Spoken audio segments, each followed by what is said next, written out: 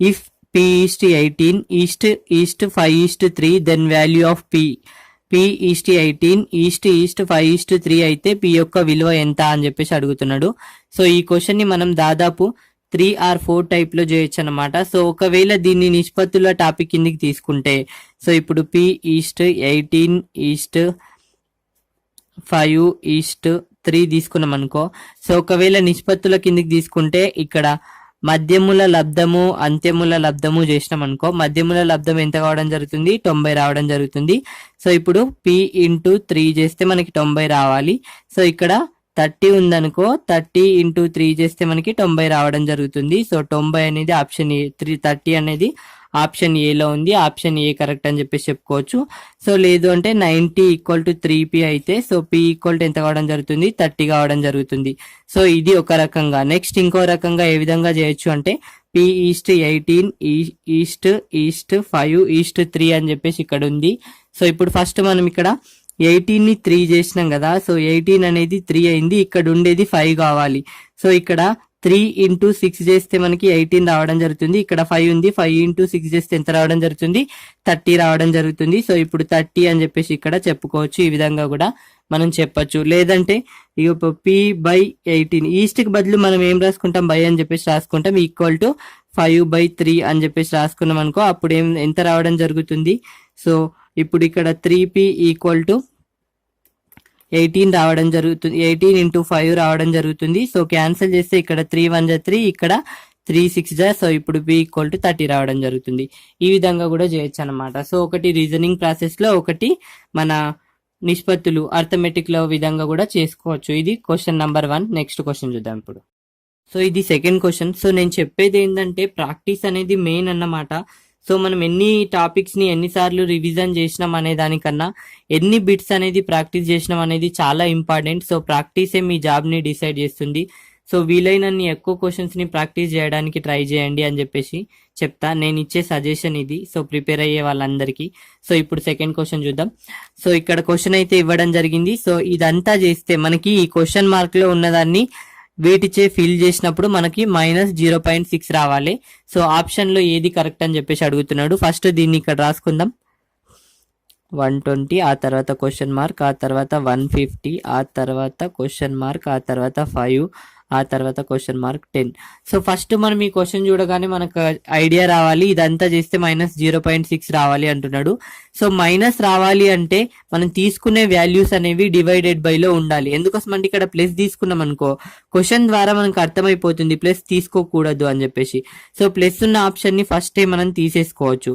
So మనం try చేసినాం అనుకో, సో సరే ఫస్ట్ అయితే ఫస్ట్ ఆప్షన్ ని ట్రై చేద్దాం. ప్లస్ తీసుకోకూడదు అయినా కానీ జస్ట్ ట్రై చేస్తున్నాం. సో ఇక్కడ 120, ఇక్కడ ప్లస్ తీసుకున్నాం అనుకో, 120 + 150 అంటే 270 కావడం జరుగుతుంది. ఆ తర్వాత క్వశ్చన్ మార్క్ ప్లేస్ లో డివైడెడ్ బై తీసుకుందాం, డివైడెడ్ బై 5.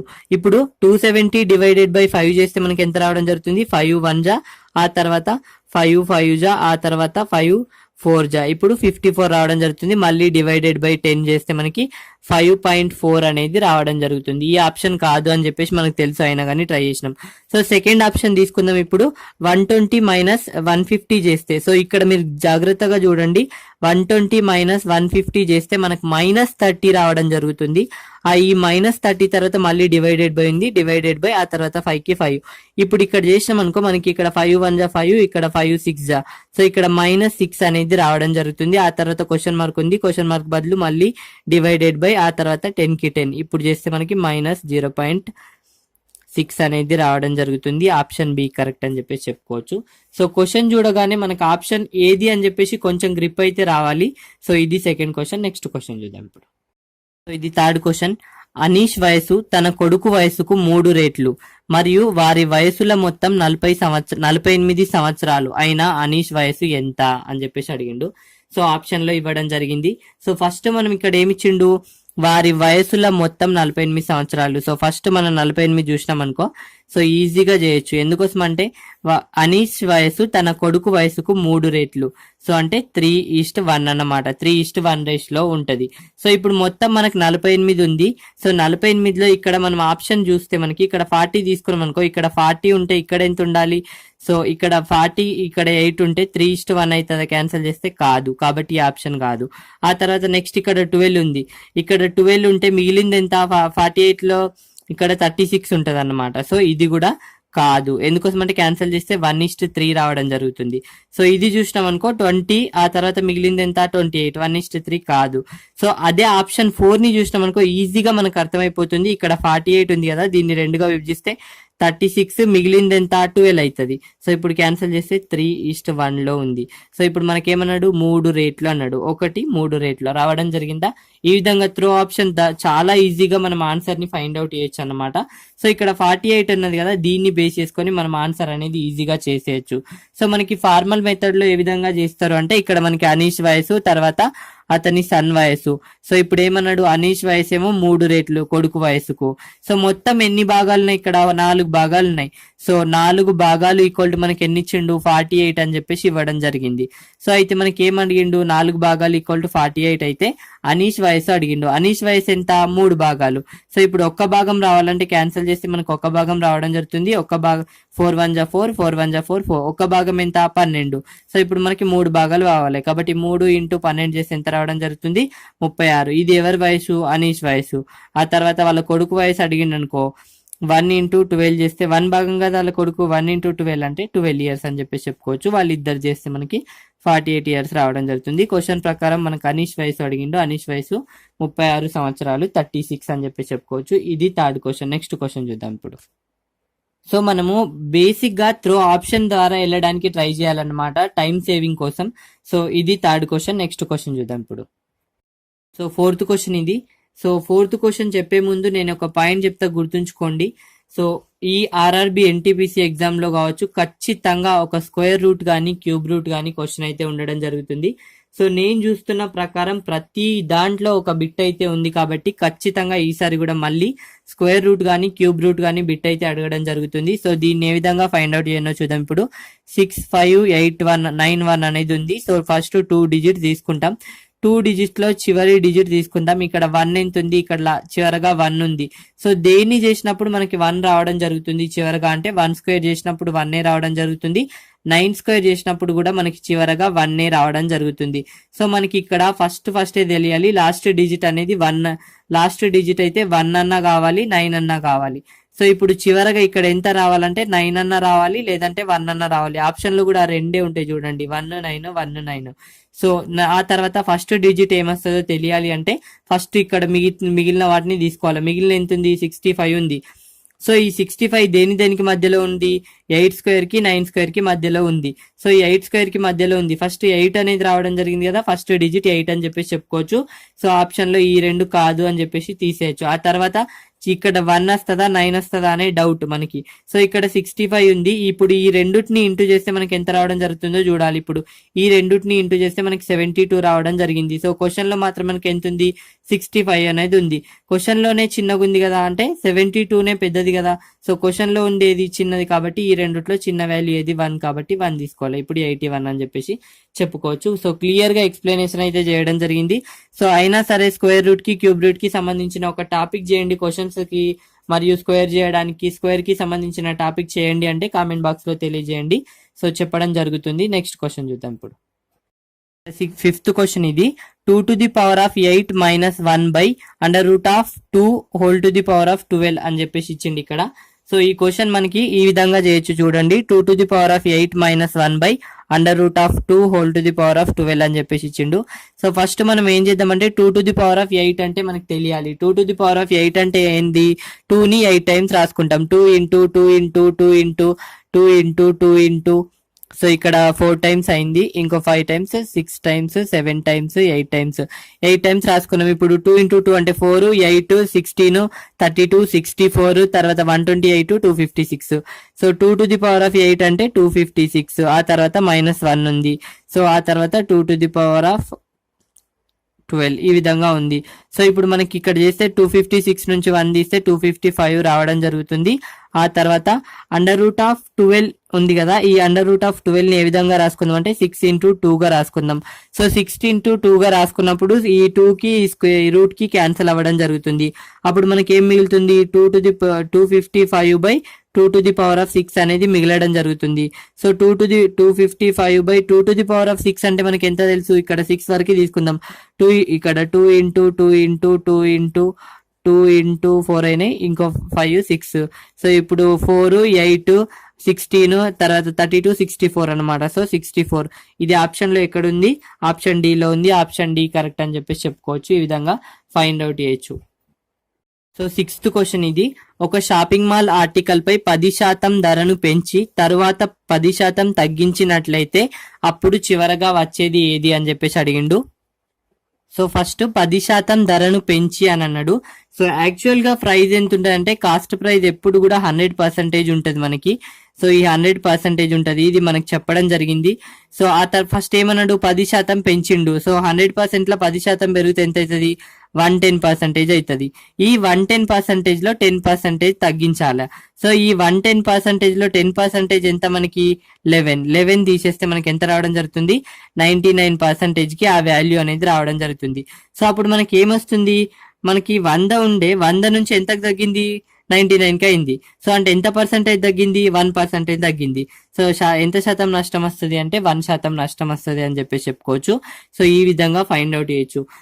సో ఇటువంటి బేసిక్ అనేది రావాలి అంటే, సో మనకి ప్లేలిస్ట్ లో ప్రాఫిట్స్ అండ్ లాస్ గురించి చెప్పడం జరిగింది. సో ప్రాఫిట్స్ అండ్ లాస్ కి సంబంధించిన ప్రాబ్లమ్స్ అన్ని కూడా నేను అక్కడైతే చెప్పడం జరిగింది. సో చూడండి. అండ్ అదే విధంగా ఈ క్వశ్చన్ ఇంకో రకంగా కూడా చేయొచ్చు. సో ఫార్ములా బేస్డ్ అంటారు.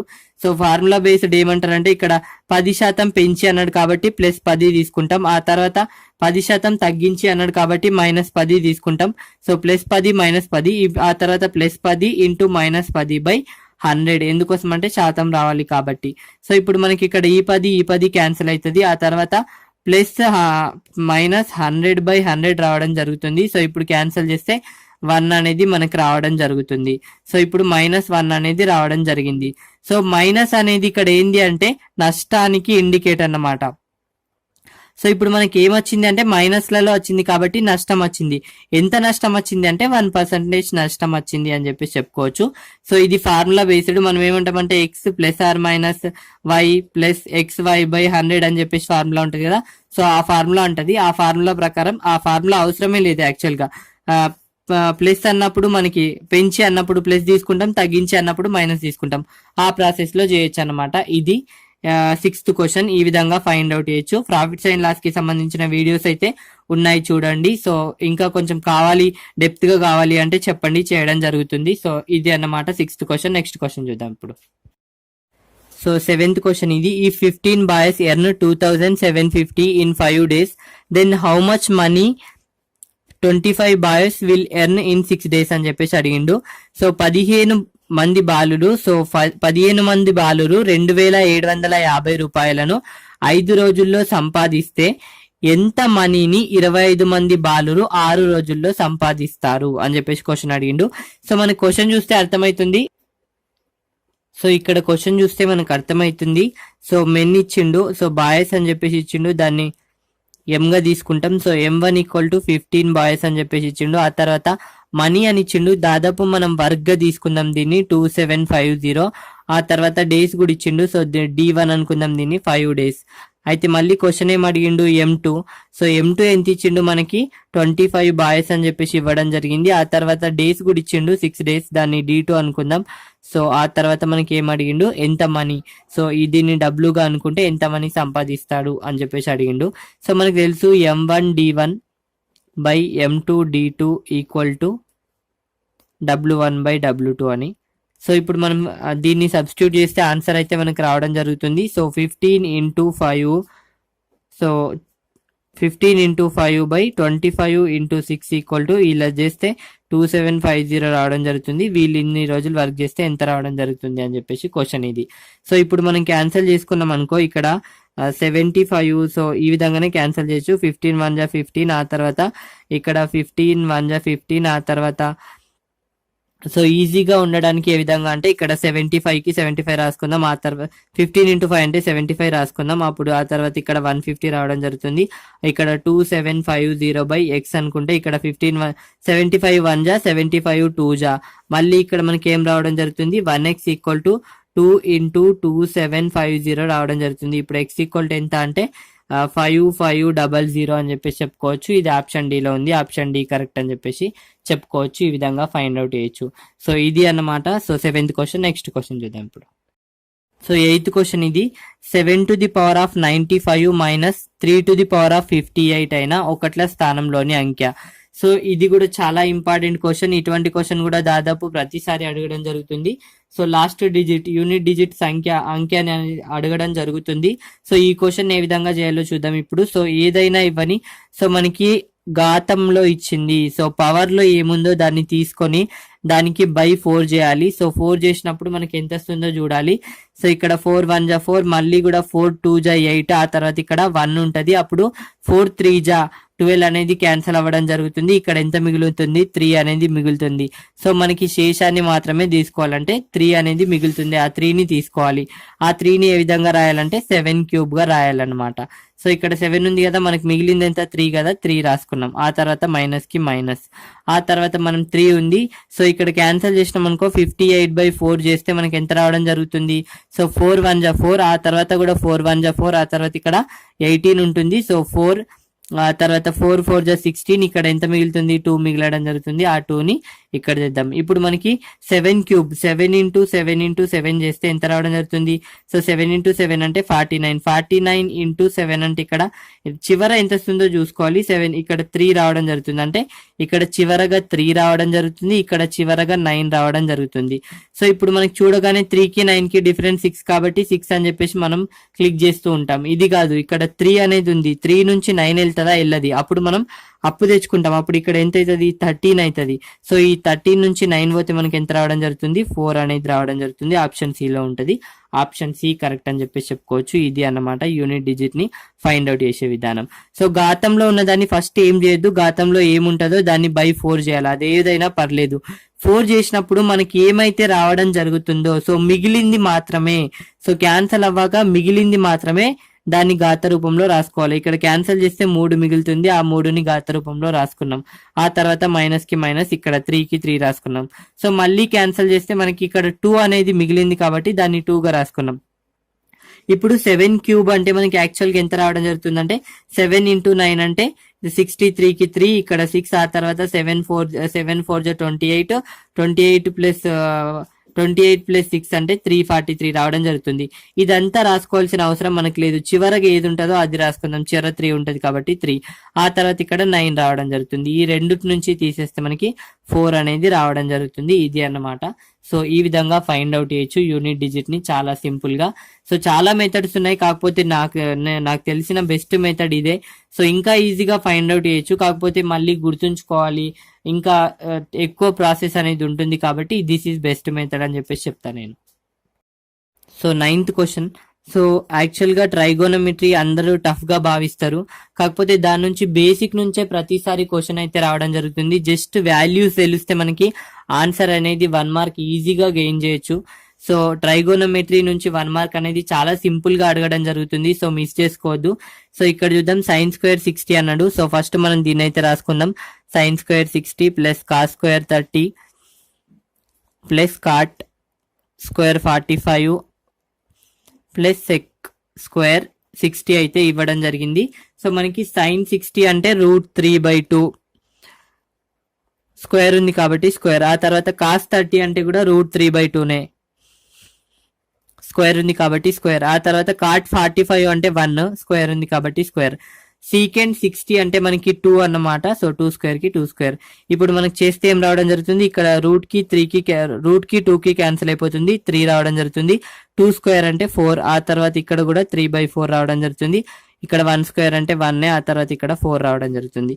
సో ఇప్పుడు మనం మొత్తం కాసాకు తీసి ఎంత రావడం జరుగుతుంది 4 రావడం జరుగుతుంది. ఇక్కడ 3కి 3, ఇక్కడ 3కి 3, ఇక్కడ 1 into 4, ఆ తర్వాత ఇక్కడ 4 into 4. ఇప్పుడు మనకి మొత్తం చేసి ఏం రావడం జరుగుతుంది అంటే 3 + 3 + 4 + 16/4 4 అయితే రావడం జరుగుతుంది. ఈ మొత్తాన్ని ప్లస్ చేస్తే ఇక్కడ 6 10 26/4 అయితే రావడం జరుగుతుంది. క్యాన్సిల్ చేస్తే మనకి 13/2 అయితే రావడం జరుగుతుంది. అది ఆప్షన్ బిలో ఉంది. ఆప్షన్ బి కరెక్ట్ అని చెప్పేసి చెప్పుకోవచ్చు. ఈ విధంగా ఫైండ్ అవుట్ చేయొచ్చు.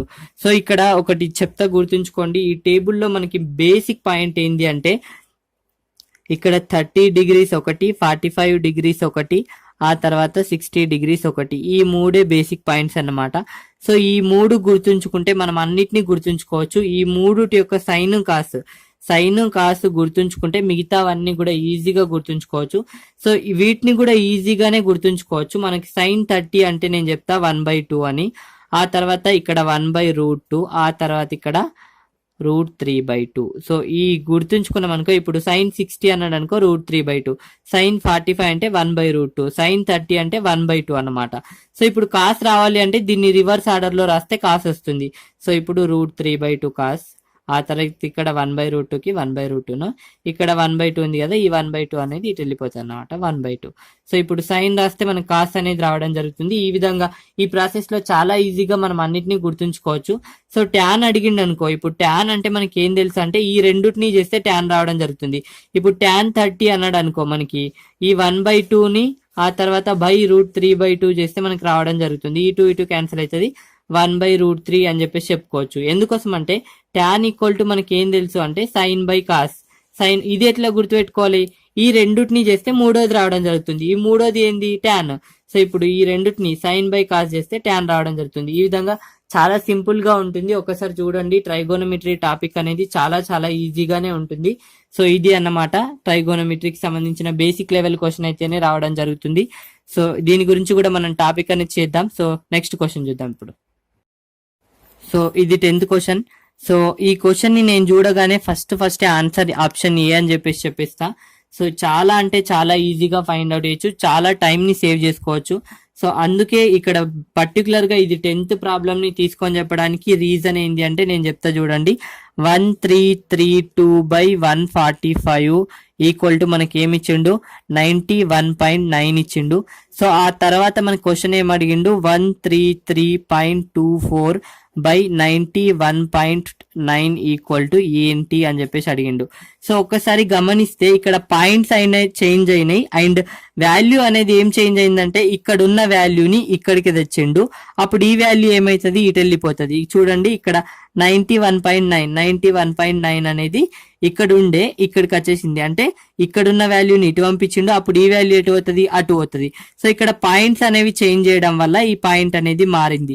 సో ఈ ఆప్షనే ఎందుకు అని చెప్పి మిగతా ఆప్షన్ చేస్తే ఇక్కడ 14.5 లేదా 1.45 ఈ విధంగా ఇస్తే మనము ఆలోచించాల్సిన టైం అనేది తీసుకోవచ్చు. కాకపోతే ఇక్కడ 14.5 145 ఆన్సర్ వస్తుంది కదా మనకి. ఈ 145 లోంచి పాయింట్సే చేంజ్ అవుతాయి తప్ప ఈ వాల్యూస్ చేంజ్ కావు కదా, ఇవన్నిటిని కావు అని చెప్పేసి చెప్పేసుకోవచ్చు. అందుకోసమే చూడగానే క్వశ్చన్ ని అబ్జర్వ్ చేయాలి అనమాట. ఫస్ట్ అబ్జర్వ్ చేస్తే మనకు ఆన్సర్ అనేది చాలా ఈజీగా ఫైండ్ అవుట్ చేయొచ్చు. ఇప్పుడు చూడండి 1332/145 చేస్తే మనకి 91.5 రావడం జరుగుతుంది. అయితే 133.24/91.9 చేస్తే ఏం రావడం జరుగుతుంది అంటే 14.5 రావడం జరుగుతుంది. ఎందుకోసం అంటే ఇక్కడ 91.5 చేసినప్పుడు 91.9 రావాలి అంటే 145 చేత ఇంటూ చేసినాం. సో ఇక్కడ కూడా 91.9 చేస్తున్నాం. కాకపోతే ఇక్కడ క్వశ్చన్ లవంలో వచ్చేసరికి పాయింట్ అనేది ఒక పాయింట్ అనేది ఇక్కడికి జరిగింది కాబట్టి ఇక్కడ కూడా ఒక పాయింట్ అనేది జరుగుతుంది. అంతే, అంతకు మించి ఏం లేదు ఇక్కడ. సో దీని అవసరమే లేదు, ఫస్ట్ చూడగానే చెప్పేచ్చు. సో ఇక్కడ అంతా చూడాల్సిన అవసరం కూడా లేదు. జస్ట్ మనం క్వశ్చన్ ని అబ్జర్వ్ చేస్తే ఆప్షన్ నుంచి ఈజీగా ఆన్సర్ ని పిక్ చేసుకోవచ్చు అన్నమాట. సో మనం చేయాల్సిందల్లా ఓన్లీ అబ్జర్వేషన్. అందుకోసమే దీన్ని 10th క్వశ్చన్ గా తీసుకొని చెప్పడం జరిగింది. సో ఇది 10th క్వశ్చన్ అన్నమాట. ఈ రోజు 10 క్వశ్చన్స్ అయితే కంప్లీట్ చేసుకోవడం జరిగింది. సో ప్రాక్టీస్ మెయిన్ అన్నమాట. సో బిట్స్ చూడండి, ఏ విధంగా క్వశ్చన్ అడుగుతున్నాడు, ఏ విధంగా షార్ట్ ఫామ్ లో మనం ఆన్సర్ చేయొచ్చు అనేది మీరు గమనించి, so with in fraction of seconds లో మనకి మ్యాథ్స్ అనేది చాలా ఇంపార్టెంట్. 30 మార్క్స్ అయితే రావడం జరుగుతుంది. సో దాదాపు ఆ 30 మార్క్స్ లో దాదాపు 25+ వరకు తెచ్చుకోవడానికి ప్రయత్నించండి. సో రీజనింగ్ లో కూడా 25+ వస్తే మనకి దాదాపు చాలా మార్క్స్ అనేది కవర్ అయిపోతాయి. జిఎస్ విషయానికి వచ్చేసరికి సిలబస్ అనేది ఎక్కువగా ఉంది, సో మార్క్స్ అనేది తక్కువగా ఉన్నాయి కాబట్టి సో రీజనింగ్ కి సంబంధించిన ప్రాక్టీస్ అనేది ఎక్కువగా చేయండి అండ్ మ్యాథ్స్ కి సంబంధించిన ప్రాక్టీస్ అనేది ఎక్కువగా చేయండి. సో కాబట్టి ప్రాక్టీస్ ఎక్కువగా చేయండి అని చెప్పేసి చెప్తా. ఇది 10 క్వశ్చన్స్ అన్నమాట. ఇంకా నా ఛానల్ ని సబ్స్క్రైబ్ చేసుకోకపోతే సబ్స్క్రైబ్ చేసుకోండి, పక్కనే ఉన్న బెల్ ఐకాన్ని ప్రెస్ చేయండి. మీకు నా వీడియో నచ్చినట్లయితే ఖచ్చితంగా లైక్ చేయండి, కామెంట్ చేయండి. ఎందుకోసం అంటే అది నా ఫర్దర్ వీడియోస్ కి మీరు నాకు ఇచ్చే ఎనర్జీ అన్నమాట. Thank you for watching.